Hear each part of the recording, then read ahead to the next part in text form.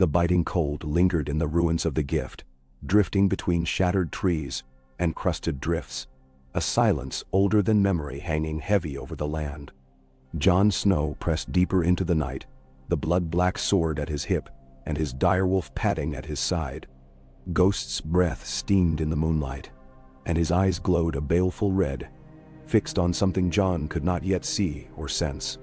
The air was raw and brittle, so cold it stung every wound he had ever taken, and the rags of mist slithered over the snow, moving as if alive.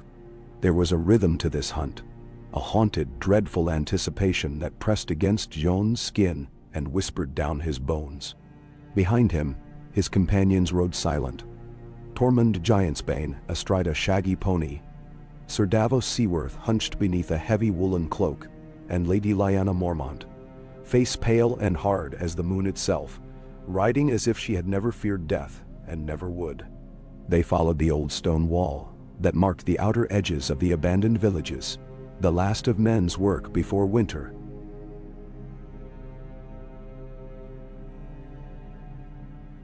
Swallowed it all. Somewhere ahead the Wight wandered. The last Wight, if Maester Sam's ravens could be trusted. The last, and perhaps the most dangerous. This was not the rotting, brittle puppet that had once risen at Castle Black. This Wight had lingered after the Night King's fall, not dissolving to nothing, not scattering to dust like the rest, but surviving. Ghost paused, nose to the wind, hackles rising, and Jon felt it. A shudder in the earth, a coldness that went beyond cold, a wrongness. He raised his hand. The party stopped. Tormund squinted at him. "There, boy?" Jon nodded, throat tight. The stories had not prepared them for this. The Wight did not behave like the rest. It did not lurch or groan or shamble with its jaws slack and eyes vacant. It hunted. It watched. Lyanna's voice was low. "Steady. If it gets past us, it can bring the others back, can't it?" "The old tales. No one knows," Jon murmured. "Not for certain. But if it's true, we end it tonight. We must." He loosened Longclaw in its scabbard, feeling the worn hilt, the old warmth of his father's sword, and stepped forward into the snow. Ghost flanked him, silent as shadow. The others followed. Davos drew his sword, a plain steel blade, but blessed and washed in oil and flame. Tormund gripped a double-headed axe. Lyanna had her father's old sword, too long for her but balanced in her gloved hands. The Wight waited in the ruins of an old granary, where the thatch had long since rotted away, and the stones leaned like drunkards. It stood in the center of the crumbled walls, its back straight, eyes a swirling, unnatural blue. It did not move as they approached, did not attack, only watched. Jon raised a hand and the others fanned out. He moved forward. Ghost pressed against his thigh. The Wight's face had once been a man's, pale and thin, the skin drawn tight as parchment. Its eyes met Jon's, and for the briefest moment, Jon felt a ripple of memory, like staring into a mirror in a dark room. A reflection he did not want. He drew Longclaw. "You remember me?" he asked quietly, uncertain what compelled him to speak. The Wight said nothing, but its head cocked slightly, an echo of a nod. Jon hesitated. "You're alone now. Your master is gone. Why are you still here?" No answer, but the thing's fingers flexed at its sides, the nails black and long. The wind shifted. Ghost growled, a deep, warning sound, and the others drew closer. "We can end you," Jon said, voice barely above a whisper. "If that's what you want, or you can come with us. No more running. No more serving the dead." A strange stillness settled. Lyanna whispered, "You're talking to it like it's a man." Jon glanced at her. He was a man. We all were. The dead don't deserve our hatred. Only the ones who made them. The Wight's mouth twitched, as if searching for words it no longer possessed. Then, with slow, deliberate movements, it knelt in the snow. Hands open, head bowed. Tormund whistled low. "Well, I'll be buggered." Davos crossed himself. "What in the name of the seven?" Jon swallowed, a sudden wild hope blooming in his chest. "We'll bring him to Sam," he said, "to Old Town. We'll learn what keeps him here. Maybe there's something we're missing, something to end all of this." Torment muttered about madmen and crows, but helped John bind the Wight's hands with thick, oiled chains. The creature did not resist, and when it rose, it walked behind John, eyes never leaving his back. Ghost flanked it, a silent sentinel. The journey south was a cold and tense one, fraught with suspicion and terror. Villagers and townsfolk scattered when they glimpsed the Wight, shouting curses and prayers. But John did not flinch from their stares. He carried a message from the Old North, from the Wall and the wilds beyond. That mercy and curiosity could do what hate and steel could not. At Winterfell, Sansa met them on the steps, her hair braided and her cloak swept in midnight blue. She gazed at the Wight with a mixture of horror and fascination. "It's not like the others," John said. "It hasn't attacked. It listens. I think it wants to be free." Sansa's face softened, but only slightly. "And if it turns? If this is some new trick, then we end it," John said. "But I want Sam to see it first." Samwell Tarly was waiting in the crypts, among the ancient stones and old kings. He moved with the careful steps of a man who has seen too much and knows he may never see enough. He circled the Wight, muttering, prodding, inspecting the skin, the eyes, the strange blue-black veins that wound up its arms. "It's remarkable," he breathed. "It shouldn't exist. All the others dissolved when the Night King died. And yet," he looked at John. "Did it speak?" "No," John said. "But it listens. Perhaps it's waiting," Sam mused. "Or perhaps it remembers. There are stories in the old books, whispers of wights who resisted their masters, rare as stars at midday. But no one ever found out why. Can you find out?" John asked. Sam smiled, thin and tired. "I can try." Days passed in anxious anticipation.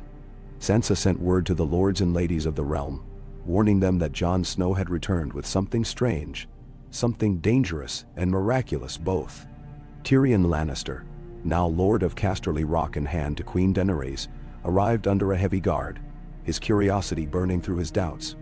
"This is madness," he said over wine. "You're treating it like a lost puppy." Jon bristled. "It hasn't harmed anyone. Yet," Tyrion said. "But if it does, the North will blame you, Jon Snow. They remember the long night.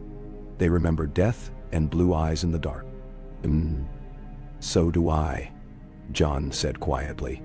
"That's why I want to know if it can be more than a weapon. If we can undo what was done, even a little." At Sam's urging, Jon sat with the Wight in a cold stone cell beneath the keep. He tried speaking, first in the common tongue, then in the old tongue, and even in a rough imitation of the guttural language the free folk used in the far north. The Wight never answered. It watched him, its blue eyes shifting and swirling. Never the mindless glare of its kin, but not quite human either. One night Jon sat with Ghost curled at his feet, his fingers brushing the direwolf's thick white fur, and he told the Wight his own story, of death and rebirth, and the memories that lingered after, fractured and bright as broken glass. "I died once," Jon said, his voice echoing off the stones. "Came back too, wasn't the same after. Part of me never came back at all. You know what that's like, don't you?" The Wight's gaze flickered, and for the first time it blinked. Ghost stiffened, then yawned, tongue lolling. Jon laughed, a brittle, tired sound. "You're a quiet one. That's all right. I can talk enough for both of us." And he visited every day.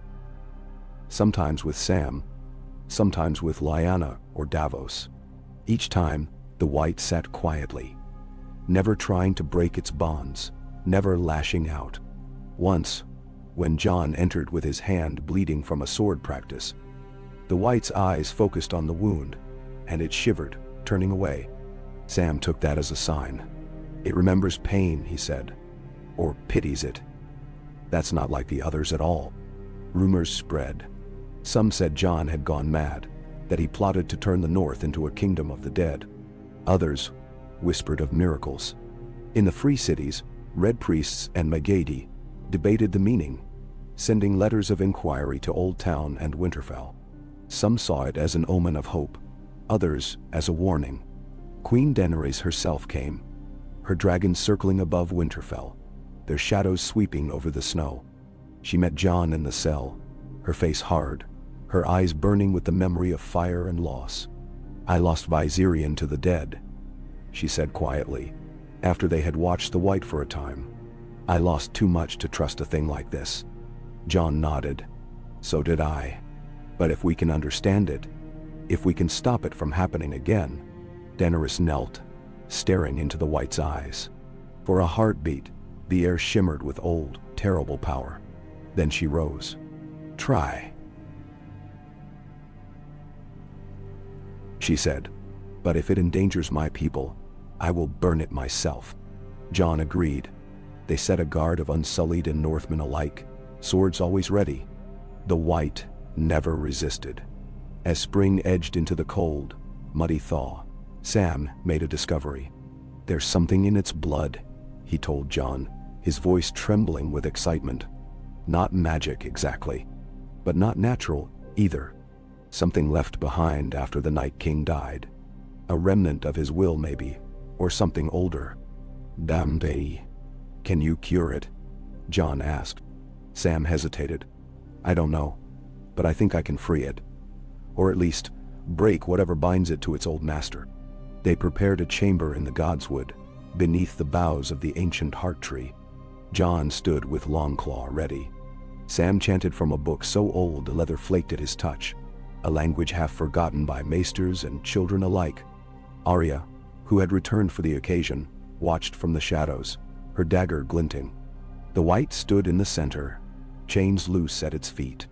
Its eyes flickered, blue to gray to blue again. Sam finished the chant. The Wight shuddered, staggered, and then dropped to its knees. For a terrible moment, Jon thought it had died, or worse, would rise in violence. But the thing only knelt, bowing its head. Its eyes faded, the blue receding, replaced by a watery gray. It looked up at Jon, and in a voice like the wind through dead leaves, it whispered, "Thank you?" Jon knelt beside it, shocked, overwhelmed. "Who are you?" The Wight smiled, a ghastly, broken smile. "I was nobody. I am nobody. But I'm free. And no, he died then. A final, silent release, collapsing to the ground as the last traces of blue smoke fled from his lips. Jon buried him beneath the heart tree, marking the grave with stones. The story spread, as stories always do. Some called it a miracle, others a trick. But Jon knew the truth. There was mercy in the world, even for the dead. That might have been the end. But the North is never so easily satisfied. 2 weeks later, a raven arrived at Winterfell, bearing news from the farthest reaches of the haunted forest. Villagers claimed to have seen dead things moving beneath the trees, things that did not die with the Night King, things that lingered, watching. Jon rode north again, this time not as a hunter, but as a seeker. Ghost beside him, Arya in his shadow, Sansa's blessing at his back. In the dead of night, he found the creatures, a pair this time, blue-eyed and silent, not attacking but not fleeing either. He remembered the last Wight, the strange, haunted gratitude in its eyes. He lowered his sword and spoke quietly, into the wind. "You don't have to serve the dead anymore," he said. "Come with me. I'll help you if I can." And impossibly, they followed. That was how Jon Snow became a legend greater than any king. He was not a conqueror, nor a tyrant, nor even a ruler in the old sense. He was a shepherd for the lost, a guide for those who had no place among the living or the dead. He did not wield power through fear, but through mercy. The years that followed were not easy. The old hatreds did not die overnight. But the North remembered, as the North always does, that sometimes Even the darkest curse can be broken, and even the lost can be found again. The living honored the dead, and the dead, at last, learned to rest. And Jon Snow walked the world between, neither living nor dead, neither lord nor ghost, but something else entirely. A bridge between the realms, a hope that would not die. Oh, Ka. Word spread as it always did, faster than any raven. The tale grew as it traveled. Jon Snow, who had once been king in the north and died for his people, now tamed the last of the dead and offered them peace. Some believed it. Some scoffed, muttering that no man could master what the Night King had created. Yet in the far corners of the gift, in the wild woods of the north, whispers grew louder. The winds carried strange howls and shuffling feet, but for the first time in living memory, those who watched with cold, unnatural eyes did not attack. Jon led the new Wights, 2, 3, then 6, south through the shattered villages where the snows were slow to melt. Arya rode beside him for a time, silent, her eyes constantly flickering from the silent dead to her brother's face, searching for any crack or shadow of possession. One dusk they camped in the ruins of a crofter's holdfast, the fires burning bright while the dead gathered at the edge of the light, watching but never crossing into the warmth. Arya sharpened her blade by the fire, her voice soft as falling ash. "You trust them too easily, Jon. They aren't like the rest of us. They aren't alive. They aren't the same as before." Jon answered, gaze fixed on the shuffling silhouettes. "I know what it's like to return from the dark. There's something left inside them, fragments maybe, but it's there." Arya glanced at him sidelong, her jaw set. "If you're wrong, then I'll answer for it." Arya nodded, and that was enough. Ghost watched the Wights with keen suspicion, occasionally circling them. Hackles raised but tail down, the predator ever wary of the unnatural. Sometimes one would tilt its head at Ghost, as if some half-remembered instinct twitched within, but never did they lunge or growl. On the fourth night, one of the Wights tried to speak. Its voice was raw, little more than a broken rasp. Arya startled, drawing her knife in a flash, but Jon stepped between her and the dead thing. It tried again, blue lips twisting around syllables that had not been spoken in years. "Home," it croaked, shuddering. "Home." Lost. Jon's heart clenched. He touched the thing's shoulder, careful and gentle. "We're going home.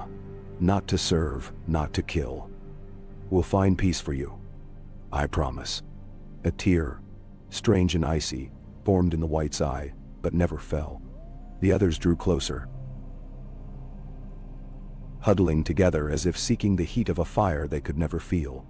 The living watched from their own circle, uneasy, but trusting Jon's word as they had before. When dawn came, they broke camp and pressed on. At the head of the column, Jon rode in silence, lost in memory, of the wall, of Sam and Ed, of Ygritte, of all the faces he had seen lost to the long night. He thought of his own death, of the emptiness and the silence that came after, and the voice that called him back. Maybe it was not so different for these Wights, called back by powers beyond their understanding, left to wander the world in confusion and pain. They arrived at Winterfell on a gray, gusting morning. Sansa met them atop the battlements, face pale and drawn. The small folk crowded behind the walls, nervous and hungry for hope. The procession of Wights caused panic in the courtyard. Men scrambled for swords, children screamed, women wept. But the dead did not attack. They stood quietly, eyes down, arms hanging limp at their sides, as if waiting for something none could name.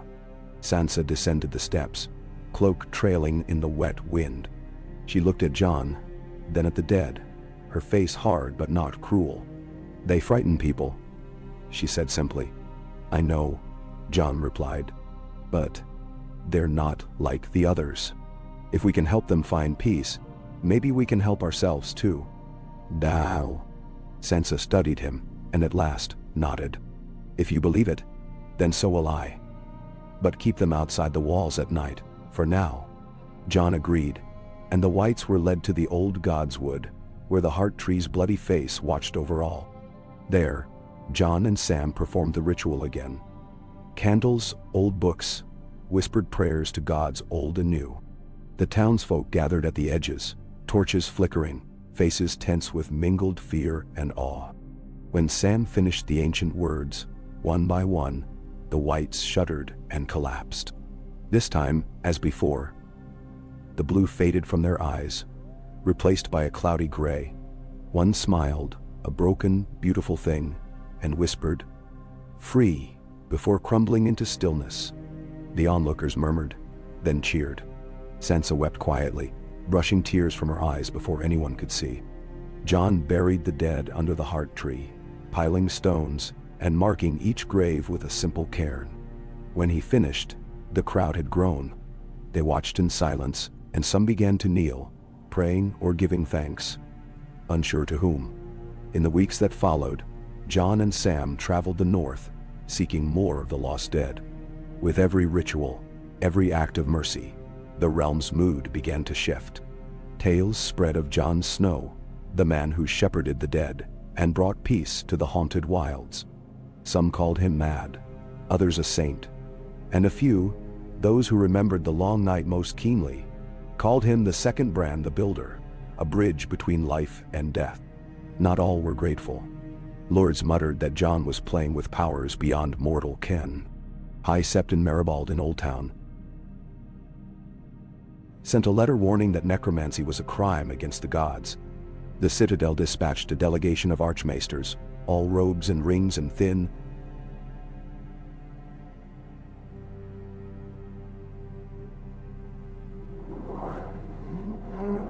They quizzed Sam, poked at the remains, wrote furiously in their ledgers, but in the end could find no sign of black magic. Only relief, peace, and release. Jon welcomed them politely and let their words pass over him. He had lived long enough to know that sometimes the right thing and the wise thing were not the same. As spring returned to the north, the land itself seemed to relax. The snow retreated from the fields. Green blades pierced the brown. Small folk returned to the ruins, planting, repairing, living. Ghost ranged farther, no longer watching the woods with fear. Even Sansa began to smile again, if only rarely. One evening, Jon wandered the battlements, cloak fluttering, face turned to the reddening sunset. Arya joined him, arms folded against the wind. "You're different, Jon," she said softly. Jon smiled, tired but real. "We all are. Death changes us." She looked at him for a long moment. "Would you have stayed if you'd had a choice?" He didn't answer at once, staring over the vastness of the fields, the rivers, the forests of the north. "I never had a choice, not really. But I'm here now and I can help." Arya nodded, accepting that as only she could. They stood in companional silence, siblings in all but blood, bound by loss and by love. It was on a bright morning, just as the first true warmth crept into the stones of Winterfell, that a new visitor arrived. A tall, gaunt man cloaked in black, his eyes hooded, his hands gloved. He bore the look of the haunted, and when he spoke, his voice was cold as the Barrowlands. "My name is Hareth," he said to Jon. "I come from a village in the Frostfangs, far north of the Wall. The dead linger there, and my people live in terror. You are said to have tamed them. I beg you, come north and free us." Jon looked to Sansa, who stood at his side, and to Sam, who had become his confidant and brother-in-arms. They both nodded, and Jon agreed. They gathered a company. Jon, Sam, Arya, Ghost, and 50 Northmen with hearts stout enough to face the shadows. They rode out within the hour, north along the King's Road, past Last Hearth and Deepwood Motte, into the wilds where no banner flew. The journey was harsh. They faced sudden blizzards, lurking direwolves, raiders. But the greatest danger was the cold silence that haunted the woods at night. A presence that pressed against their minds, whispering in dreams. Ghost whined, restless, and even Arya confessed to nightmares of blue-eyed shadows creeping into the firelight. On the 8th night, they reached Hareth's village, a scattering of sod huts in a valley shadowed by black stone hills. The people greeted them with awe and terror, clutching charms, muttering prayers. The dead had not attacked, but they prowled the woods, visible at dusk and dawn, staring at the living with yearning hunger. That night, John walked among the Wights, sword sheathed, hands open. He felt their gaze on him, 1,000 years of pain and longing.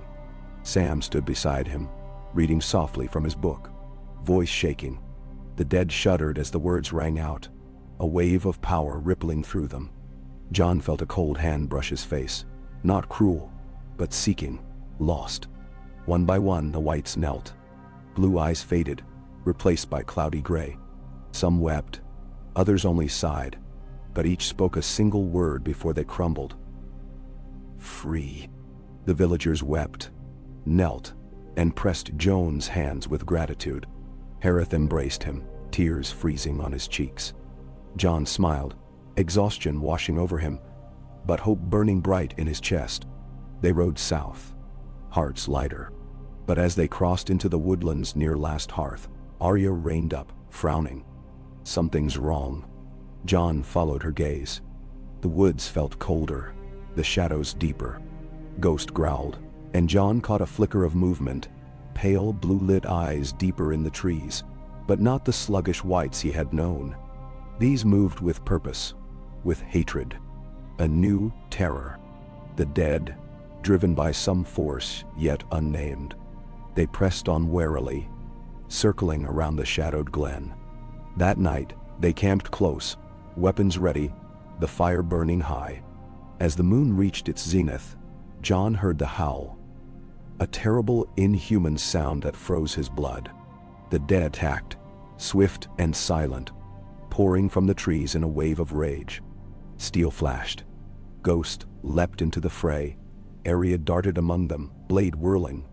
But these dead did not falter, did not fall at a stroke.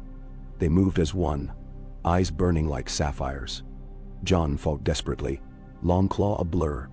Sam called out the old words, voice cracking. But the dead pressed in, tireless, endless. In the midst of the chaos, John saw him. A shadow in the trees, tall and crowned with a circlet of ice.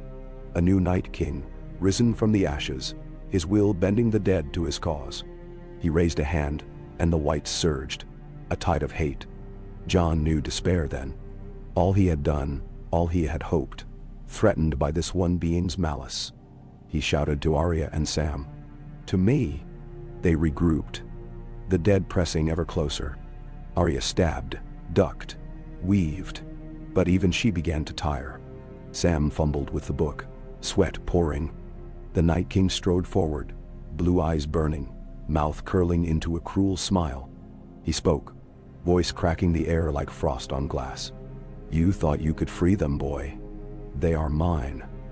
All are mine. John raised Longclaw, fury rising in his breast. Not all.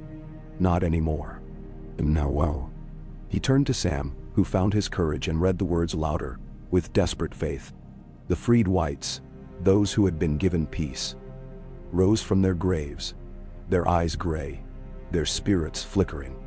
John felt them beside him, an army not of slaves, but of the freed. He called to them, voice ringing, defend the living. Stand against him. For a moment, nothing happened. Then the freed dead surged forward, clashing with the Night King's thralls. The ground shook. Arya and Ghost led the charge, Sam behind them, chanting. The air shimmered with cold and light, a storm of vengeance and hope. John faced the Night King alone. They circled, blades drawn. The air between them crackled with ancient power. You cannot win, the Night King hissed. John stared back, remembering all he had lost and all he had found again. I already have. Their blades met. Ice against steel, darkness against dawn. John fought as he never had before, every lesson learned in blood and loss guiding his hand. The Night King was strong, inhuman, but John was driven by something more than rage, mercy. With a final cry, he drove Longclaw through the Night King's heart. There was a flash of blinding blue, a scream that shook the sky. The dead shuddered, collapsed, their eyes fading. When the light cleared, the Night King was gone. The woods were silent. Only John remained, kneeling in the snow, exhausted and shaking. Arya came to his side, gripping his shoulder. Sam knelt beside them, tears in his eyes. The freed dead circled them, not as monsters, but as witnesses, as thanks. Then, one by one they faded, returning to the peace John had promised. In the days that followed, John led his companions south, hailed as a hero, but he wore the crown of sorrow as much as triumph. He had ended the threat, given peace to the lost, and shown that even in the darkest night, mercy could be a weapon greater than any sword. He returned to Winterfell, not as a king, but as a shepherd. The north healed, slowly, scars fading beneath new growth. Sansa welcomed him with open arms. Arya smiled as she never had, and Sam set quill to parchment, recording the tale for generations yet unborn. And in the quiet moments, Jon Snow remembered the faces of the dead, their gratitude, their hope, and knew at last that he had found his own peace, not in battle, but in mercy. The bridge he built between life and death endured, and as the snows melted, the world began anew. Wanen. Spring settled in the north like a sigh of relief after years of agony. Fields thawed, icy streams sang through the hills, and every night, the sky gleamed with unclouded stars, as if even the heavens understood some shadow had finally passed. At Winterfell, the old stones drank in sunlight, and the walls rang with sounds of life again. Blacksmiths' hammers, the laughter of children, the lowing of cattle returned to green pastures. The Northmen called it the new spring, and with each passing day, the wounds of the long night felt a little less raw. Jon Snow moved through these days half as a ghost and half as a man. He was greeted wherever he went, on the battlements, in the village, at the training yard, where squires practiced with wooden swords, and yet he felt set apart, as if the realm had rescued could never quite believe he belonged to it. He answered with quiet courtesy, accepting bread from small folk and shy, stammered thanks from mothers and graybeards who'd lost sons to the dead. He wore no crown, claimed no lordship, kept his hair rough and his cloak plain. Even his sword, Longclaw, rested in the scabbard most days. Samwell Tarly, now Sam the Wise to half the north, spent hours in the library Sam had rebuilt from blackened timbers and waterlogged books. Sam's daughter toddled between the stacks, her laughter chasing away old shadows. Gilly helped at the healer's house, coaxing shoots from frozen earth, tending wounds, teaching letters to orphans. Every night, Sam dined with Jon, telling him what he'd learned, what he'd found, what old secrets the Citadel's letters yielded. "They will write songs about you," Sam said, rolling up a battered scroll. "Not just here. In Old Town, in Bravos, even in Dorne." "And so," Jon smiled, the old self-deprecating smile. "Let them sing. The world needs hope more than it needs heroes. Heroes bring hope, Jon." That was true, though Jon would not admit it. Arya did not linger in Winterfell. She had never been one to stand still. After the battle in the Frostfangs, she grew restless, haunted by the memory of blue eyes in the snow. She left with the dawn one morning, no warning. Only a note to Jon on his bed. "You did what no one else could. I have things I need to find. I'll come back when I can." Arya. Ghost whined for days, searching her scent around the yard before he too settled. It was Sansa who pulled Jon back to the world of living cares. She ruled with quiet steel, balancing justice and mercy in her judgments, walking among the small folk, learning the names of every child orphaned by the dead. She invited the lords of the north to feast, reminding them in every gesture that Winterfell was their heart. One evening, as the sun bled gold across the snow-choked fields, Sansa found Jon atop the battlements, his silhouette dark against the sky. "You have to stop brooding up here."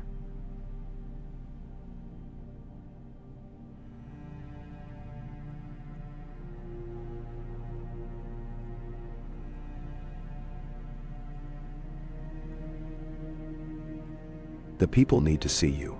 It gives them hope." Jon looked out over the land. "They need you more. I'm no lord." She smiled, sly and sad all at once. "You are. You just won't admit it. Walk with me." They walked the walls as their father once had. Speaking quietly, Sansa told him of the grain stores, the slow recovery of Last Hearth, the rebuilding at Deepwood Moat. She told him of the letters she'd received from the south, Queen Daenerys' continued reforms, Lord Tyrion's schemes for peace, the High Septon's wary blessing on Jon's rights for the dead. There was even word from beyond the sea, a merchant in Bravos offering to ship timber and stone north at half price. So famous had Jon's deeds become. "Do you regret it?" Sansa asked as dusk deepened. "Freeing them, the dead? Facing the Night King again?" Jon shook his head. "I regret nothing that brought peace." Sansa squeezed his hand, rare affection in her eyes. "You did what none of us could have dreamed. You turned the greatest horror into a mercy. They will never forget it, Jon." He was about to answer when the cry came from below. A wild call. Men running in the yard.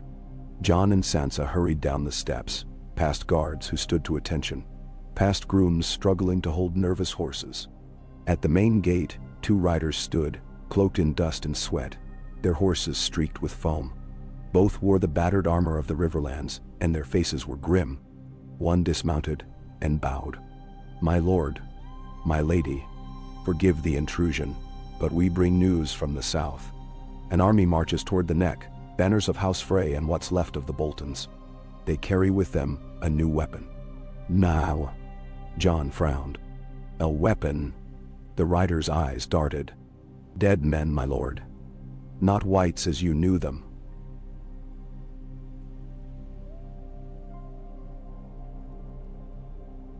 Something new. Dead who burn and kill, who do not yield to steel or fire. They attack at night and vanish by day. We lost Moat Cailin. The Manderleys fight, but they cannot hold. They say it is magic, dark and old, wielded by a sorcerer from the... A hush fell over the yard. Sansa paled. Jon felt the old tension return, as if the years of peace had been a fleeting dream. Sam appeared at his side, clutching a sheaf of papers. "I heard. I may have read something of this. Fire Wights, a legend from Ashai, but I thought it was just story." Jon drew breath, steadying himself. "Ready the riders. We leave at dawn. Send ravens to every lord, every bannerman, and to the queen. We face this together." He slept little that night. In the deep hours, Ghost lay at his feet, and Jon dreamed of flames and screaming, of rivers running red, and of a figure in black who walked through fire, his face a shifting mask. He awoke before dawn, heart hammering. The muster was swift. By sunup, Jon rode south with 1,000 Northmen, Manderley knights among them, every bannerman of the Stark Wolf at his side. Sansa remained to rule, sending supplies after them. Her last words fierce. "Remember your mercy, Jon. But do not let it blind you." They rode hard for the neck, the lowland country thick with mud and hidden streams. The banners of the Boltons and Freys fluttered over burned-out hamlets and empty villages, and at night the sky flickered orange with distant flames. On the 4th day, they reached the Manderley camp, a rough ring of wagons and earthworks. Wounded men limped through the mud, cursing or praying. At the center, Lord Wyman Manderley, thin and old but stubborn as ever, stood waiting. "We cannot hold, Lord Snow," he said, voice raw. "The dead come in waves, and when we cut them down, they rise again. Burning. Our swords melt, our men run mad from the heat." Jon looked to Sam, who thumbed frantically through his books. "This is not the Night King's magic. It's something else. Red priests, maybe? Or sorcery from the Shadowlands." Jon made his decision. "We face them tonight. I'll try to break their magic. Ready the men." Night fell, and with it came horror. The burning dead swept through the marshes, fire leaping from their flesh, eyes molten gold. They moved faster than any Wight, hissing with voices that sounded almost human. The Freys and Boltons who drove them hung back, flinging torches, shrieking prayers to gods old and new. Jon led the defense, Ghost at his side, long claw gleaming in the firelight. He fought as he had in the long night. Hard, relentless, never yielding an inch. The Northmen rallied to him, axes and swords flashing. But for every dead man they felled, 2 more rose from the flames. Sam and a handful of archmaesters stood behind the lines, chanting ancient words, flinging salt and burning resin. It slowed the dead but did not stop them. Jon saw the leader then, striding through the fire, tall, robed in black, his hands wreathed in orange flame. His eyes glowed with a cruel light, and he laughed as the Northmen faltered. "You are Jon Snow," the sorcerer called, his voice booming over the battle. "Breaker of the Night King's curse, the shepherd of the dead. But you cannot save them from fire. Fire is the true death." Jon advanced, sword raised, the freed wights gathering at his side. They stood taller than before, their eyes clear, their purpose fixed. "You made them slaves," Jon called, his voice steady. "I gave them mercy. They chose to be free. Even in death, they will not serve you." "Mendisau," the sorcerer sneered. "I will burn your mercy to ash. I am Benero, High Priest of Orlor. All must kneel to the Lord of Light." He flung fire at Jon, who ducked behind his shield. The heat seared the air, burning men and marsh alike. But Jon pressed forward, the freed wights at his heels. The Northmen rallied, following Jon into the flames. Ghost leapt at Benero, fangs flashing, but was driven back by fire. Jon faced the priest, long claw bright in his hands. They fought in a ring of fire, magic and steel clashing. Benero's staff burst with flame, but Jon's sword drank in the light, Valyrian steel unyielding. The priest chanted, flames licking at Jon's cloak, but Jon did not falter. He called to the freed wights, their bodies already burning. "Now, stand with me." They surged forward, their hands catching fire, but their eyes fixed on Benero. They dragged him down, their touch turning his magic against him. He screamed, a shriek that shook the marshes, and the fire died. In the sudden dark, Jon fell to his knees. Smoke and ash choking him. The burning dead collapsed, their flames guttering out. The marshes hissed with steam and the wounded groaned. The Northmen cheered, a ragged, exhausted sound. When dawn came, Jon buried the freed wights himself, piling stones over their bones, whispering thanks. The Manderleys brought bread and ale, and for the first time in weeks, laughter returned to the camp. Jon wrote to Sansa, to Daenerys, to every lord and maester who would listen, warning them of fire magic and the dangers that still lingered in the world. He spoke of mercy and of the power that came from setting the dead free, not as slaves or weapons, but as souls to be mourned and remembered. Peace returned, slowly, but it was a harder peace, earned in flame and loss. The North rebuilt again, this time with stronger walls and wiser hearts. The tales of Jon Snow grew, changing with every telling, but all agreed on one thing. When the world's greatest horrors returned, Jon met them not with hatred, but with hope. And in the quietest hours, walking the battlements with Ghost at his side, Jon wondered what new darkness the world might spawn, and what mercy would be asked of him next. But for now, he breathed in the sweet, cold air of the new spring, and let himself believe, if only for a moment, that the long night was truly ended. Ka. Summer in the north was never a gentle thing. The sunlight had a hard edge, crisp and clear, but beneath it, the land surged to life, as if desperate to prove that the world had not ended with ice or flame. The rivers swelled with snowmelt, fields burst with wildflowers, and children who'd once shivered in cellars now chased each other over green hills. It was a season of repairs, old stone lifted from rubble, walls patched and watchtowers rebuilt, roads smoothed with new gravel, roofs reshingled. The scars of war lingered, but so did hope. Jon Snow felt the change most acutely in the nights, when he would stand by the weirwood and watch the northern lights flicker on the horizon. He found himself haunted not by the faces of the dead, but by memories of the peace he had witnessed in their release. The strange gratitude shining in white eyes as blue faded to gray. He wondered often if the world might have turned out differently, had more men shown mercy instead of fear. The thought followed him, a quiet ghost. The northern lords returned to their keeps, confidence restored, wary but grateful. The tale of Benero and the Fire Wights traveled south as fast as the winds, twisted and embroidered by each tongue it touched. In Bravos, it was said Jon Snow could raise armies of the dead and command dragons of frost. In the Free Cities, the High Priestess of the Red Temple sent word to Daenerys, warning her of magic unchecked. At Old Town, the Archmaesters studied Sam's letters with newfound urgency, debating late into the night about what truly constituted death, and whether a soul could ever be at peace. At Winterfell, Jon found himself summoned to the council chamber, more often than not. Sansa presided at the head of the table, her hair a burning torch in the sunlight, her voice steady. She called on Jon for advice on everything: diplomacy, justice, the distribution of land, the fate of the old castles left vacant by dead or traitorous lords. It was a subtle thing, the way she deferred to him without setting authority, but the court saw it, and Jon felt the weight of it. He resisted every offer of lordship.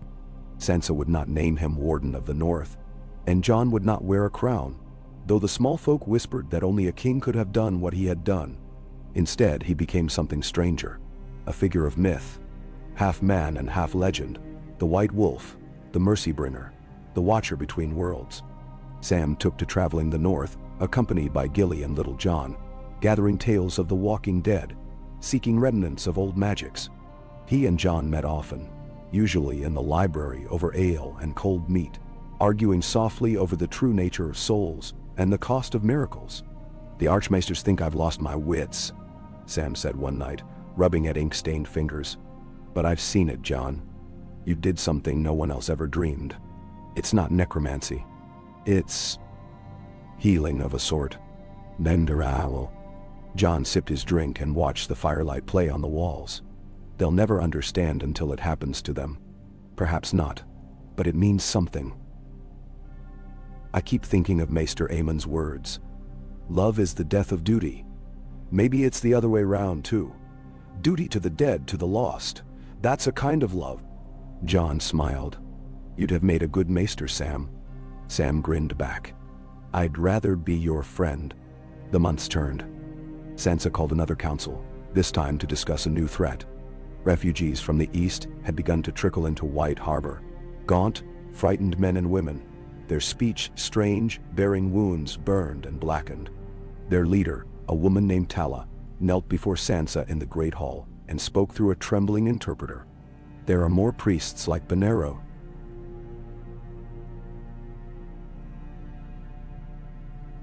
Voice rough. "Not just fire, but poison and shadow and ice. They wage war for the souls of the living and the dead alike.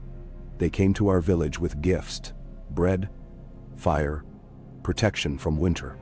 But when we refused to worship, they set the dead on us. Not wights, not the burning kind, but something worse. Shadows that walk and feed on fear." Mender. Sansa's face paled. Jon felt a chill prickle at his nape. The interpreter pressed on. "The priests follow a new king. He wears a mask and calls himself the Herald of Night. His power is growing." The council broke into arguments. Lord Glover demanded walls be raised and sentries doubled. The Manderleys wanted to send scouts across the sea. Sir Davos advised caution, recalling the chaos of Essos and the folly of chasing phantoms. Jon listened, silent until Sansa turned to him. "What would you do?" He hesitated, thinking of the last Wight, of mercy and peace. "I would meet this herald, find out what he wants. I would try to save him if I could." The room erupted in protest. Sansa silenced them with a look. "And if he cannot be saved, then we do what we must," Jon said. "But we should never be the first to strike. That's how the Night King ruled. That's how Benero ruled. We are not them." The council grudgingly agreed to send envoys. Jon rode south to Wight Harbor, then across the narrow sea with Davos and a handful of trusted companions, including Sam. Their ship skirted the stepstones, past Pentos, and docked at Bravos. There, they found the city in turmoil. Refugees flooding the alleys, priests of Errolor preaching in the squares, the faces of the drowned and the lost floating in the canals. They tracked rumors of the herald to the shadow of the black wall, where the poorest huddled in terror. One night, as mist rolled in off the sea, John and Davos were led by a frightened child through winding alleys to a ruined shrine. There, beneath a broken moon, stood the herald, tall and gaunt, face hidden behind a mask of hammered bronze. "You have come far, Jon Snow," the herald said, his voice echoing like wind over a grave. "I have been waiting." Jon drew no sword. "Why do you do this? Why terrorize the living and the dead?" The herald's eyes glittered behind the mask. "The world has forgotten fear. The long night ended, and men grew soft. Only through suffering can we know what matters. Only through darkness can we value the dawn." Jon shook his head. "There is suffering enough. The world needs peace, not more torment." The herald's laugh was soft. "Sad. You speak of peace, and yet your very presence is violence. You command the dead, you broke the Night King's curse. You meddle with fate." "Then? I showed them mercy. They chose to be free. Freedom is an illusion," the herald whispered. "Death is the only truth. You cannot save everyone, Jon Snow." Davos stepped forward. "He doesn't have to save everyone. Just one is enough." The herald turned, almost gentle. "Would you have mercy on me, Jon Snow? On all I've done?" Jon's answer was quiet, but firm. "If you truly sought it, yes, I would." There was a pause, a tension in the air that felt like the moment before dawn. The herald stepped forward, hand trembling. "Then show me." In that moment, Jon saw the truth. The herald was barely older than himself, his hands burned and scarred, his eyes haunted. The mask fell to the ground. He was just a man, and his terror was the terror of all who had lost too much and tried to fill the void with power. Jon embraced him. The city was silent, the refugees watching from the shadows. And as Jon spoke, the words he'd learned from Sam and the freed Wights, the darkness seemed to lessen, the night retreating. The herald wept, and with his tears, the spell broke. The dead faded, the priests scattered, and the city breathed again. They sailed home with the dawn. Word of what Jon had done swept the world, mingled with tales of fear and awe. Some still whispered of dark powers, others called him the Mercy Bringer, but most simply called him Jon Snow. At Winterfell, Jon knelt in the God's Wood, breathing in the scent of summer, the bark rough beneath his hand. Sansa joined him, and together they watched children play beneath the ancient boughs. "You did what you always do," Sansa said softly. "You found hope where none should be." Jon smiled. "That's the only way forward." In the years that followed, the North grew strong. Peace was never certain. There were always men and women who sought to rule through fear, always new dangers in the dark. But Jon's legend grew, not because he was a warrior, but because he was a bridge between life and death, past and future, fear and hope. He found himself sought for counsel by kings and peasants alike. He traveled to Old Town, to Sunspear, even to King's Landing, teaching that mercy was the mightiest sword, and that peace required courage, not just steel. And always, when the world seemed darkest, when the dead stirred or old magic flickered, Jon rode out, ghost at his side, Sansa's blessing in his heart, and the memory of every freed soul lighting his way. He knew, as the years turned, that the world would never be safe. But he also knew that as long as there were those willing to show mercy, to offer peace instead of pain, hope would endure. Jon Snow, the White Wolf, walked the line between worlds, not as a king, but as a shepherd, and the songs sung of him were songs of hope, of courage, and of the new spring he had helped to bring. Ka. As the long days ripened toward the heart of summer, Jon Snow felt the seasons in his bones, as he had never done before.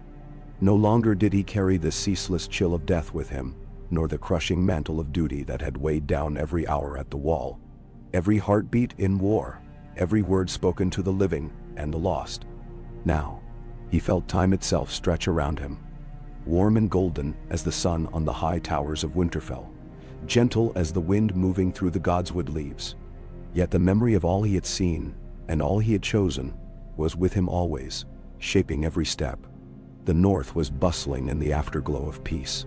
Fields overflowed with barley and rye, fishing boats returned heavy with silver catch, and the laughter of children became the north's new song.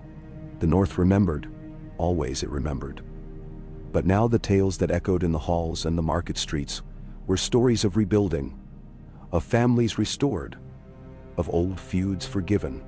Sansa's steady hand and Jon's strange legend had bound the realm together in ways no sword could have managed. Yet peace brought its own burdens. Jon found himself called upon to judge disputes over fields and cattle, to mediate old grievances between clans whose hatred stretched back to the days before Aegon the Conqueror. Every lord and landed knight wanted his counsel, and even Sansa, wise as she was, often deferred to his quiet judgment. One cloudless afternoon, Jon stood in the shade of the old godswood, watching the sunlight filter through the blood-red leaves. Ghost slept beside him, his white fur gleaming. The children of Winterfell, Gilly's son Jon, Lord Glover's twin girls, and the stable boy's youngest, were playing a game with hoops and sticks, their shouts ringing between the trees. Sam arrived, breathless from chasing his daughter, a sheaf of letters clutched in his hands. "You'd think, after everything, the world might slow down," Sam panted, dropping beside Jon. He fanned himself with the letters. "But it only ever gets busier." Jon laughed, shaking his head. "I used to think peace would be dull, but I'd take this over war any day." Sam sobered as he sorted through his messages. This came from Old Town. "The Archmaesters are forming a new council to study the magic that's left in the world. They want us, well, you most of all, to attend." Jon's mouth twisted in wry amusement. "They want to prod and question. I doubt they want to learn." "I'm not so sure," Sam replied, a glint in his eye. "They fear what they can't control. But I think they're ready to listen, at least some of them. The world changed, Jon, and we were at the heart of it." Jon considered. There was a restlessness in him, the same itch that had once sent him ranging beyond the wall. "Perhaps it's time I saw what the world is becoming. Winterfell is safe. Sansa is wise. The people need her now more than me." Sam brightened, then hesitated. "There's another letter from the Vale. Lady Royce writes that odd things have been seen on the high passes. Shadows moving at noon, whispers in the stone. They want help, Jon? They want you?" Jon's smile faded. The north was at peace, but the world was wide. "Will you come?" he asked Sam. "Gilly says she's tired of the snow," Sam replied with a grin. "And the sea is less frightening than Wight's. We'll go together." Within a fortnight, Jon and Sam gathered a small company. Davos Seaworth, Gilly and her children, a dozen loyal guards, and Arya, who returned on the wind, drawn home by word of Jon's journey. Arya was leaner, her eyes older, but her smile was the same as when she'd first run through the halls of Winterfell in muddy boots.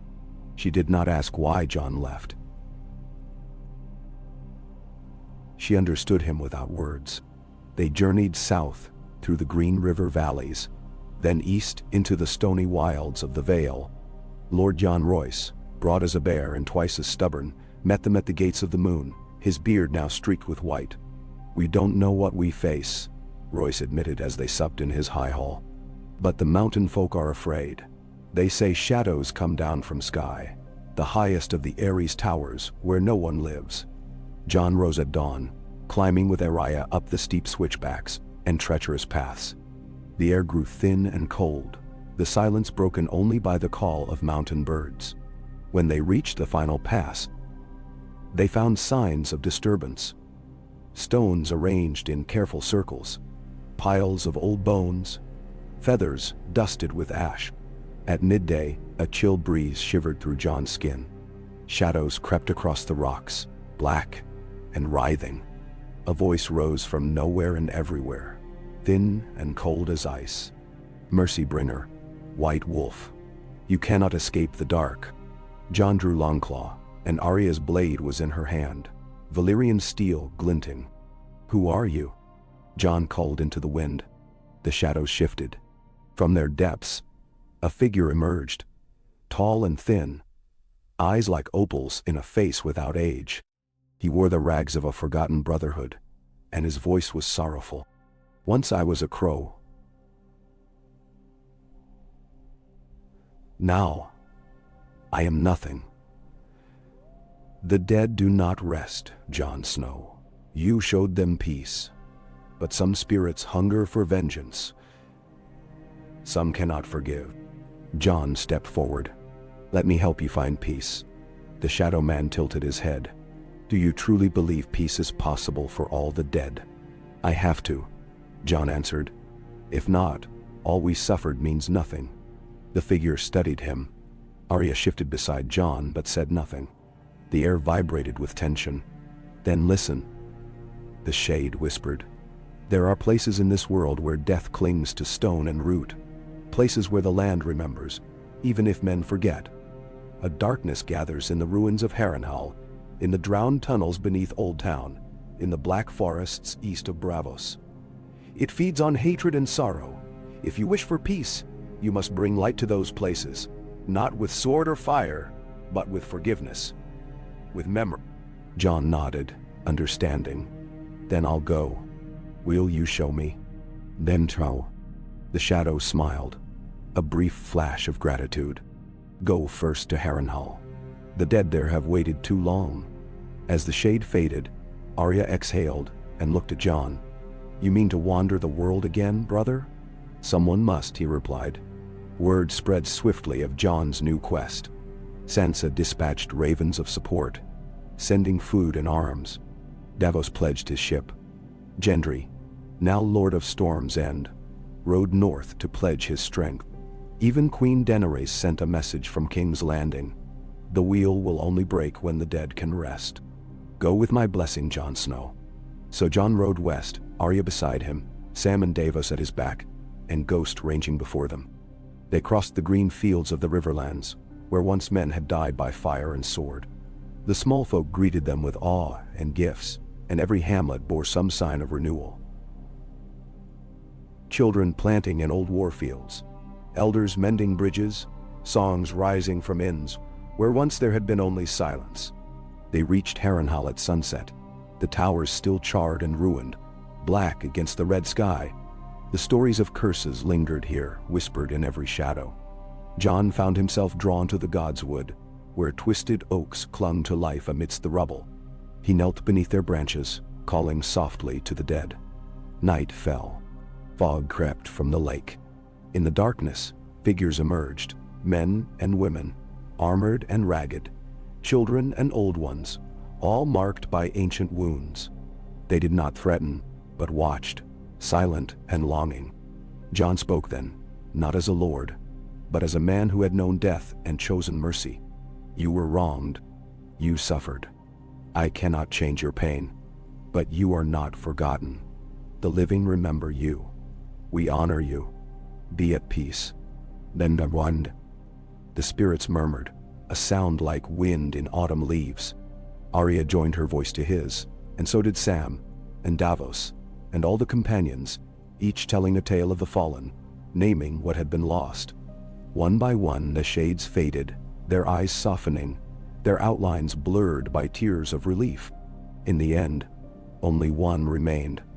A boy in tattered surcoat, his eyes wide. Will you remember us? He whispered. Always, Jon said. The dawn was golden. The curse of Harrenhal was broken. They journeyed on, carrying peace where they went. To Old Town's haunted cellars, where drowned maesters found release. To the Black Forest, where Braavosi ghosts at last let go of old oaths. In each place Jon listened, forgave, remembered. The dead faded gently, leaving the world lighter. Years passed.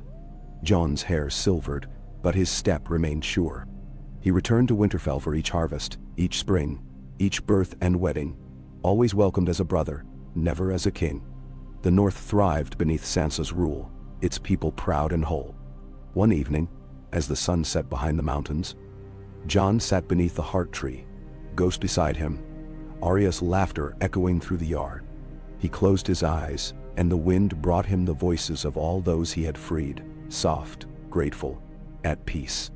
He opened his eyes to the world he had helped create, one where the dead were remembered and the living were not afraid. And in that stillness, Jon Snow finally knew rest. The North endured. That was its way. Through snow and sun, flood and flame, sorrow and hope, the North endured. Years crept on, unspooling quietly, almost gently. Compared to the storms that had shattered Jon Snow's youth, the realm was not untroubled. There were still hungry winters, hard men, strange rumors from far-flung holds. But the long shadow of fear had passed, and in its place grew something sturdy and true. Jon's name became a hush in the corridors of power, and a shout among the people in the villages and woods. To the maesters, he was a curiosity. To the bards, he was myth. To the children who chased ghosts' shadow across the fields, he was the reason the world was safe enough for games. Yet for all the songs, Jon remained the same. Quiet, careful, riding from keep to keep with Ghost and a handful of sworn swords, helping settle disputes, healing old wounds, refusing every title that Sansa and the Lords of the North offered.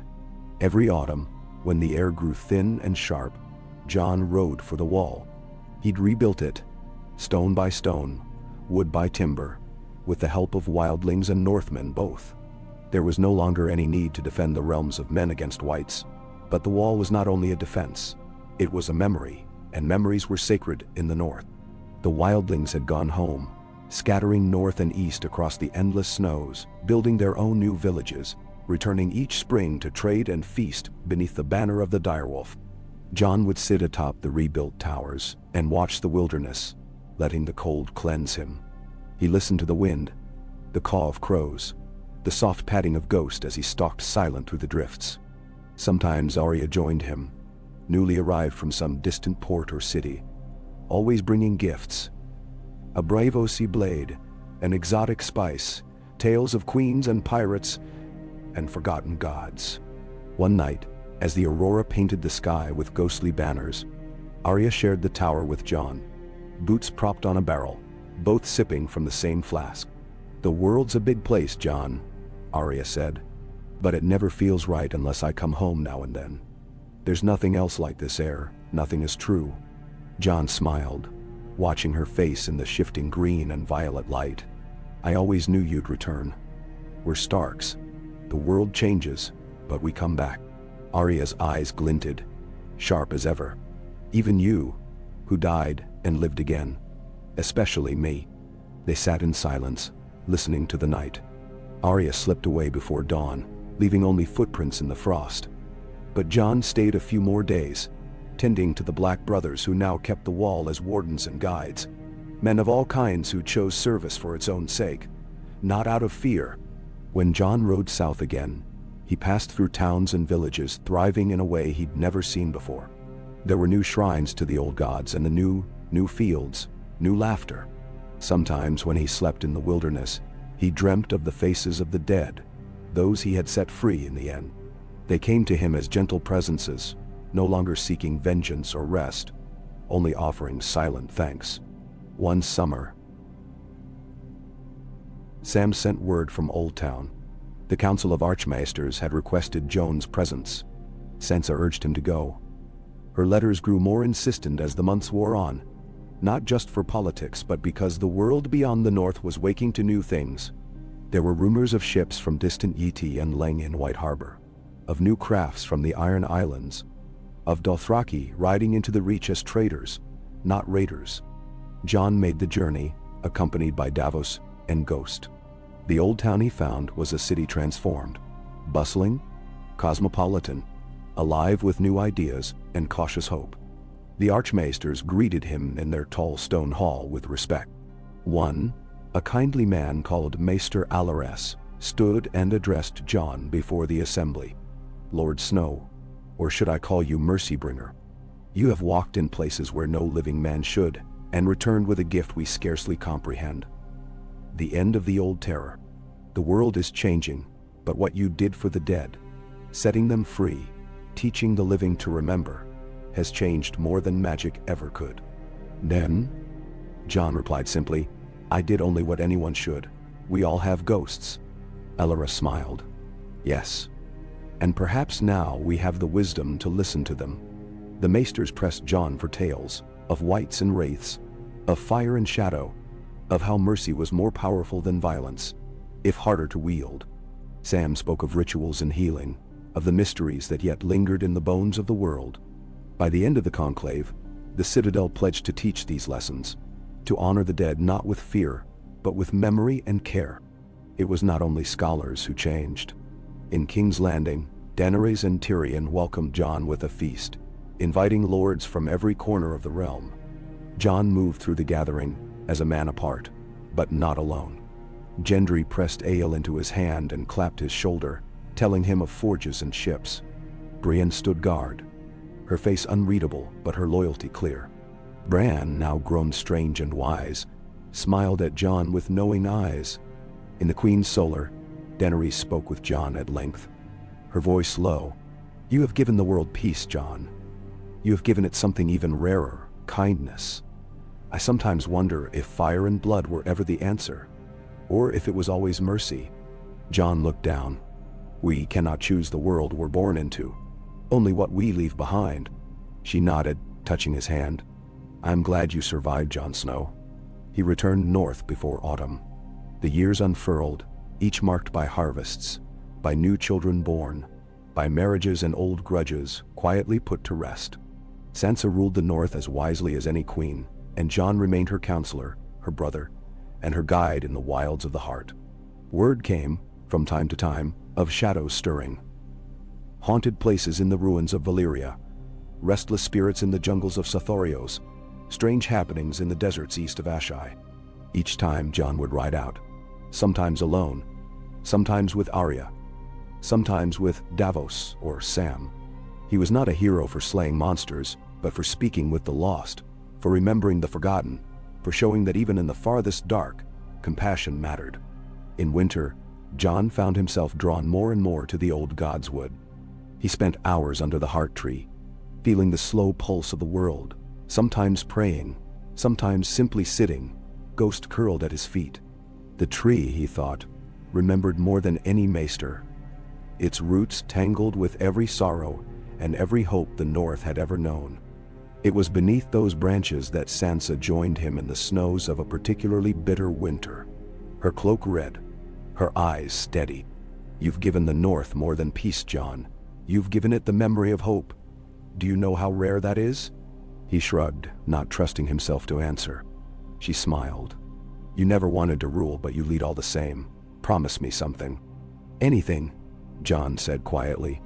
When you're gone, let the North remember you not as a king or a ghost, but as a brother, as someone who came home again and again, no matter how dark the world became. Jon. Jon bowed his head. That's all I ever wanted. Seasons passed. The North flourished. The children Jon had seen playing in the Godswood grew to adulthood, naming their sons after the legends, Bran and Arya, and even Jon. Ghost grew slow and white with age, always at Jon's heel. Sam's children scattered to the winds, carrying his stories.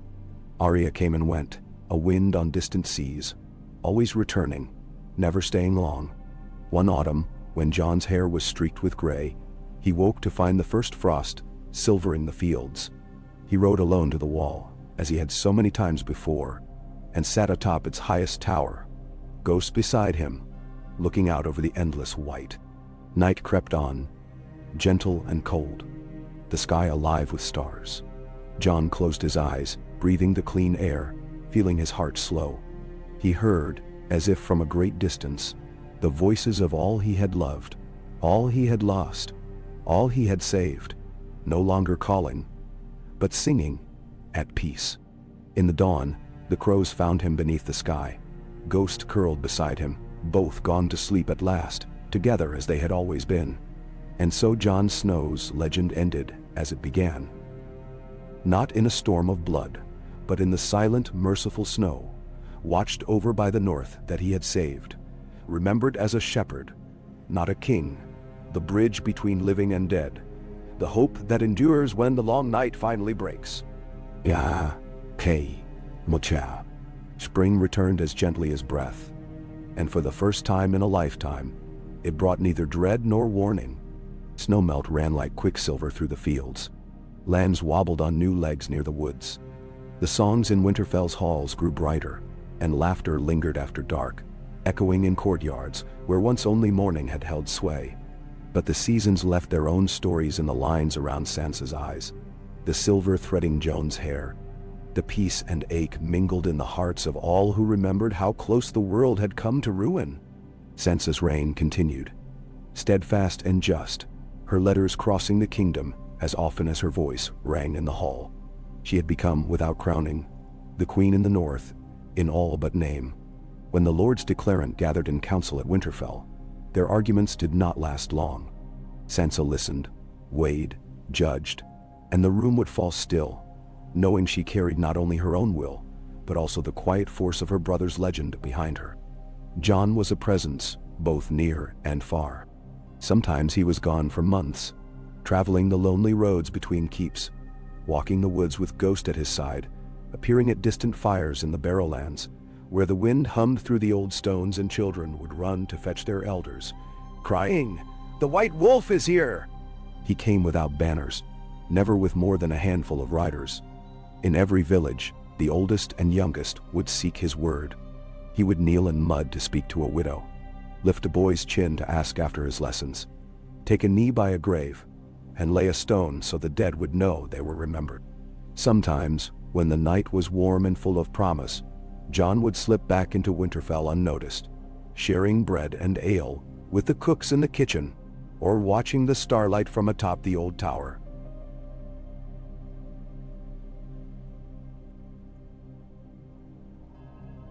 Silent until Sansa found him. They spoke often of the realm, sometimes of their own childhood, and sometimes not at all, letting the silence fill with all the things that did not need to be said. In the second spring of this new peace, Arya returned at dawn. She arrived unannounced, slipping past guards, walking through the gate with boots muddied by half a dozen kingdoms. She had changed, a little thinner, a little harder around the eyes. But when Jon saw her, they embraced as if nothing had passed but a few hours. "Are you staying?" Sansa asked her that night over roast fowl and beer. Arya shrugged, a sly smile flickering. "For now, I've seen enough of the world's edges. The center's worth a look again." Jon grinned. "You'll leave again?" "Maybe." Arya's gaze softened, drifting to the fire. "Maybe not." The days that followed were full of quiet contentment. Jon rode with Arya across the windswept hills, visited the rebuilt wall together, and listened to Arya's tales of strange lands. They sparred beneath the new leaves in the Godswood, drawing a crowd of laughing children who cheered and gasped as brother and sister danced steel beneath the heart tree. On one such afternoon, Sam arrived from Old Town. He had grown broader, a little balder, a little grander in his maester's robes. Gilly and their children followed, the youngest perched on Davos' shoulders. Sam found Jon sitting with Ghost in the shade, polishing the old blade of Longclaw. "I came as soon as I could," Sam began, unrolling a parchment. "There's talk in the Citadel. A question, really. About what you did. They want to know if there are more souls left in torment. More places haunted, not by evil, but by memory. The Citadel wants to send an expedition east, across the narrow sea, to Old Valyria, maybe even farther. They want you to lead it." Jon shook his head, smiling. "I'm no maester." Sam's eyes sparkled. "No, but you're the only one they trust to bring them home again. You taught them that some ghosts need kindness, not chains. Will you do it?" "Then." He was quiet a long while, watching Ghost nose through clover at his feet. "I'll go, but not alone. I want Arya, and you, if you'll come." Sam's grin split his face. "Gilly will never let me hear the end of it if I don't. Besides, she's always wanted to see a dragon's shadow." Word spread, and preparations began. Arya sharpened her sword and packed light. Sansa came to Jon as he loaded saddlebags on his horse. Her voice was gentle, but edged with worry. "Will you come back?" He hugged her tightly. Always. I'll watch the north. You watch the world. She pressed a token into his palm. A little direwolf, carved of weirwood, small enough to tie to a pack or string on a belt. For luck. Their journey was slower than John expected, but richer, too. In Bravos, Arya led them through twisting alleys and down secret canals, pointing out places she had trained and hidden. In Volantis, they visited the Red Temple, where high priests debated with Sam about mercy and power until dawn. At every city, John and his company were greeted with awe, and sometimes with fear, but always with questions. What does it mean to forgive the dead? How do you bring peace to the lost? On the smoking coast, near the ruined spires of Valyria, they found villages where the stones still whispered of old grief, where lost souls lingered in the mist. With patience, with stories and songs, with memory and forgiveness, John and his friends helped ease their passing. Arya's blade flashed once or twice, but more often she sat with children, teaching them the games of Winterfell, weaving northern tales through the ruins. Sam wrote every night, his journals swelling with new wisdom. Gilly tended the sick, fed orphans, learned languages John had never heard. In the ruined halls of Valyria, John stood beneath a shattered arch and listened to the ghosts of dragonlords, their voices full of longing, not for vengeance, but for remembrance. They passed peacefully when he spoke to them, and in their place grew silence and birdsong. Back in Westeros, the years flowed on. Sansa ruled wisely, keeping the peace, forging new alliances, seeing to it that Winterfell was never cold or hungry again. The children of the North, those born after the wars, who never knew the taste of terror, learned to read and ride and hunt beneath open skies. Gendry, still Lord of Storm's End, married a lady from the north and filled his halls with laughter and fire. Arya's returns grew more frequent, her stories wilder, but she always found her way home. It was not an age of heroes, not any longer. It was an age of memory, of healing. There were no new Night Kings, no more living armies of the dead, only echoes and lessons and the long, slow work of living well after the end of the world. John grew older. His beard went white. His step slowed, though his eyes stayed sharp, and he was more often seen on the walls at dusk, staring at the horizon, Ghost ever by his side. He and Arya would ride out some nights just for the sake of the wind and the stars. Sam's hair went silver. Gilly's laughter, older but never faded, echoed in every corner of Winterfell's library. The next generation grew up strong, taking for granted the peace John had carved from the night. One autumn, as frost crept back to the fields and the first snows dusted the distant woods, John found himself once again beneath the heart tree. Ghost dozed nearby. Arya, home for the harvest, sat beside him, quiet for a time before breaking the silence. "You remember when Father sat here with us?" she asked, voice soft.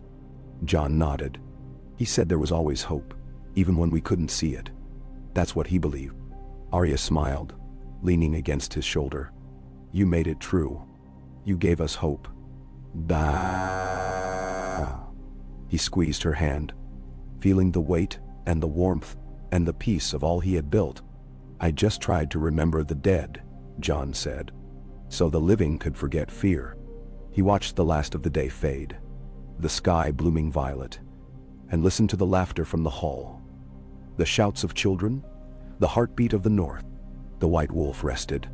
He was not a king, nor a god, nor a ghost. He was only John, a shepherd, a brother, a keeper of memory and hope.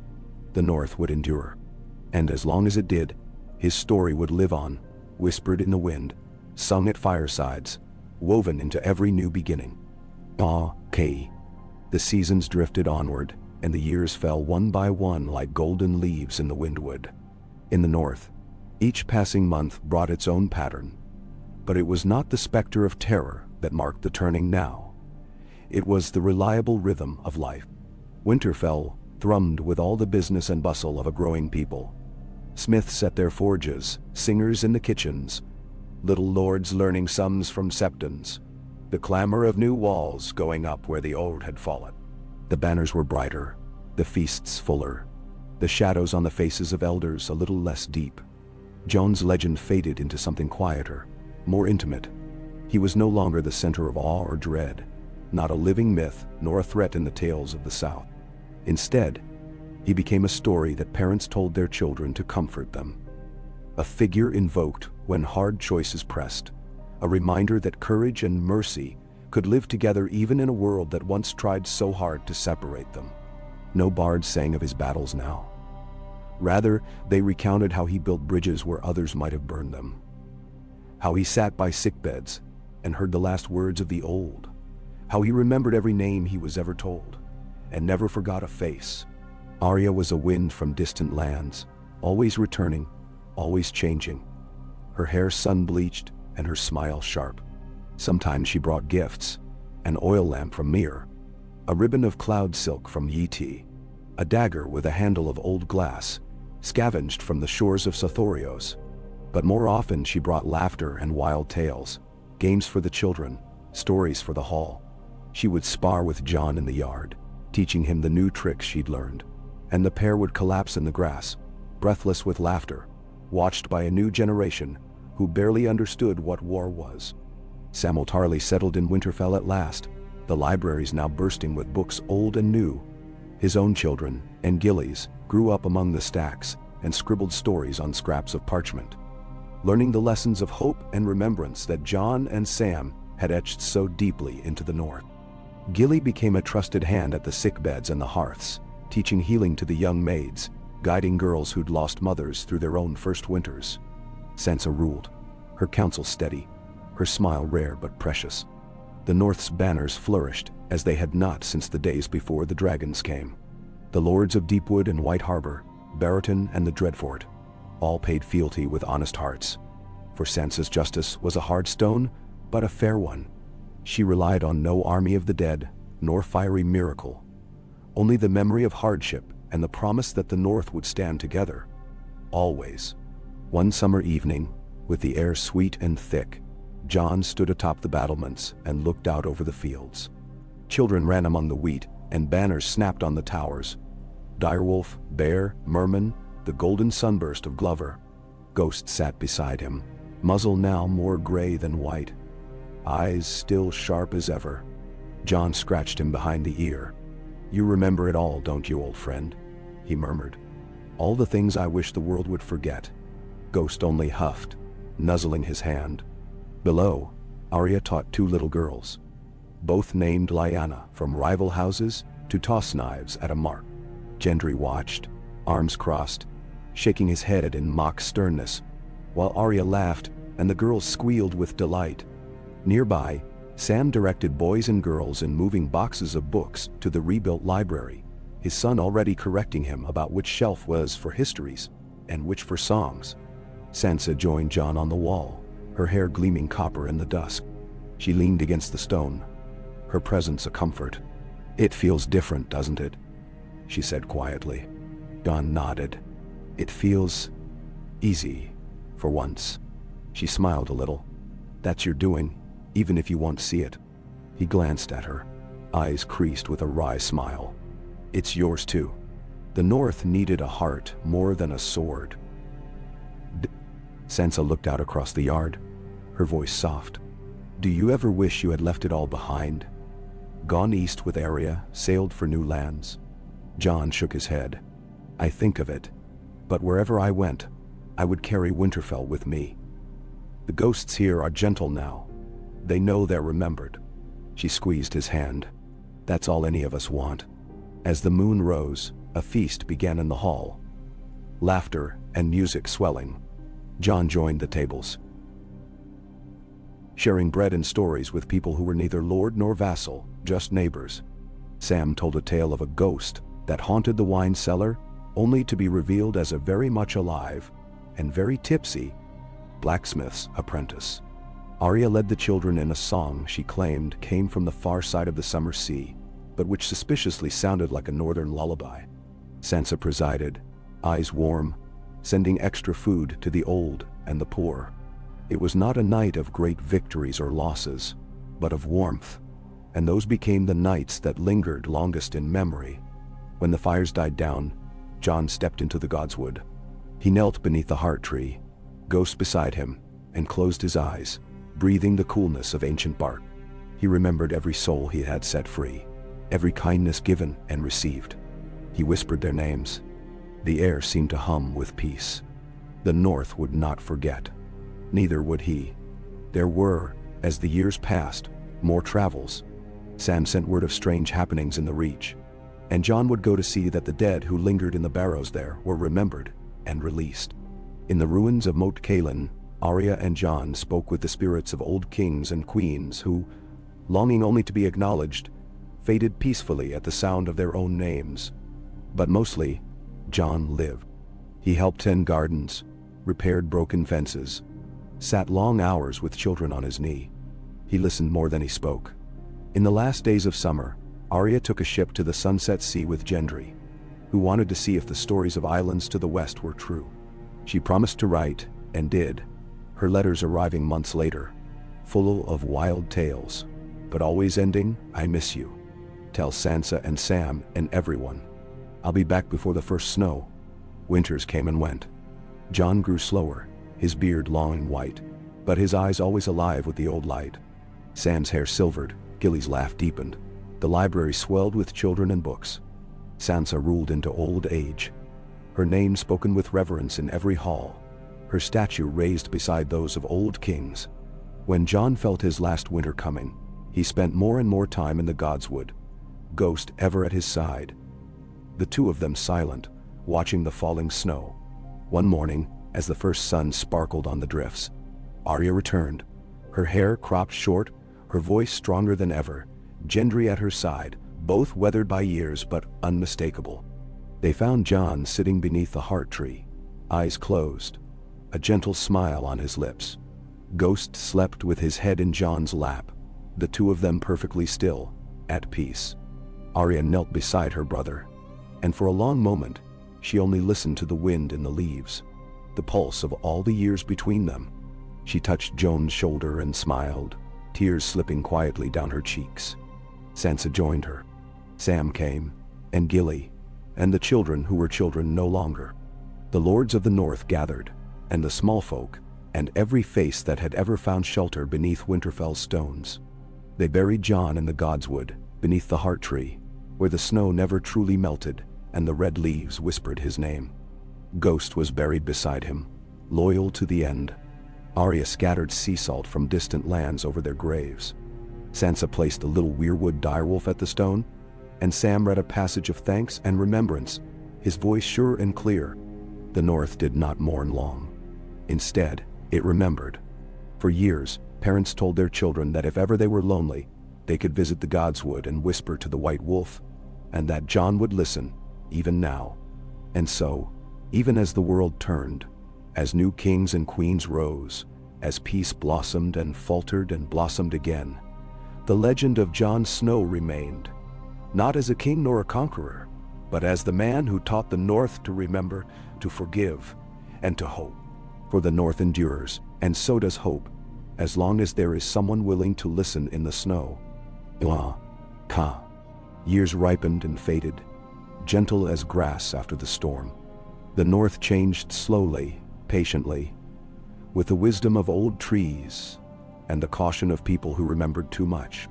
Winters waxed and waned, and with each, the legend of Jon Snow sank deeper into the land, not as something sharp and heroic, but as a quiet strength woven into the bones of Winterfell and the hearts of its folk. Children who had been born after the wars now grew tall. The old fears became old stories, half believed and half mocked. The wall stood whole, tended by black-clad wardens, though it was less a line of defense now than a line of memory. A place where Northmen, free folk and their children would visit, touch the cold stone, and remind themselves what had been lost and saved. The free folk sent their elders to serve a year as guides for travelers, teaching songs and hunting, and the secrets of ice. Gilly's eldest daughter married a wildling boy, and their children ran the courtyard like snow hares, always trailed by one gray-eyed wolf or another, claiming kinship with the last of Ghost's line.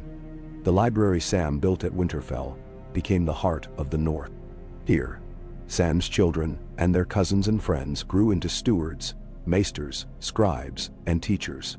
Some traveled south to the citadel, or east to Bravos or Old Volantis, but most came home in the end. The books bore the names of those who had lived, died, and been remembered. The old stories were rewritten, no longer just of dead kings and warring gods, but of lost souls returned, of peace bought with forgiveness and understanding, of the stubborn, simple act of surviving. Sansa grew old, her red hair silvered but her wit undulled. She governed less from the great hall and more from the gardens, wrapped in warm furs as she watched the children play. When asked how she ruled so well, she always said, "You must listen. The land remembers. And so must we." The lords of the north, Greystark, Manderley, Reed, Glover, came to Winterfell each spring for council and feast, and they brought with them not only grievances but stories, news of lost graves found, of shrines raised to the memory of those who had been freed by Jon's mercy. Arya, with her weathered hands and endless energy, became the North's wildest legend. She came and went with the seasons. Sometimes gone for a year.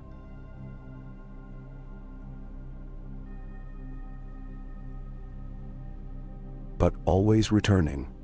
The day she brought her own daughter home, a bright-eyed child named Lyanna, the hall erupted in cheers. Gendry came with her, bearing a scarred shield and a tale for every night by the fire. Arya taught the children to track foxes, to ride the wind, and to wield a blade, though she always said there were better ways to win a fight. Sam's health faded, but never his mind. Even when he could not rise from his chair, he was surrounded by students and grandchildren, dictating notes, answering questions, or simply watching the light on the library's stained glass windows. In his last days, he asked to be wheeled to the Godswood. Arya and Sansa sat with him as he whispered his last, holding his hand as the ravens croaked in the high boughs. Gilly and her family mourned, but there was peace in their sorrow. Sam was buried beside Jon and Ghost, under the spreading heart tree, with every child in Winterfell laying a flower on his grave. Seasons blurred, and the shape of life changed. Fewer and fewer remembered the long night as something lived, more knew it as a lesson. The festivals grew merrier, and the winters, if not kinder, at least less cruel, buffered by strong walls and clever stores.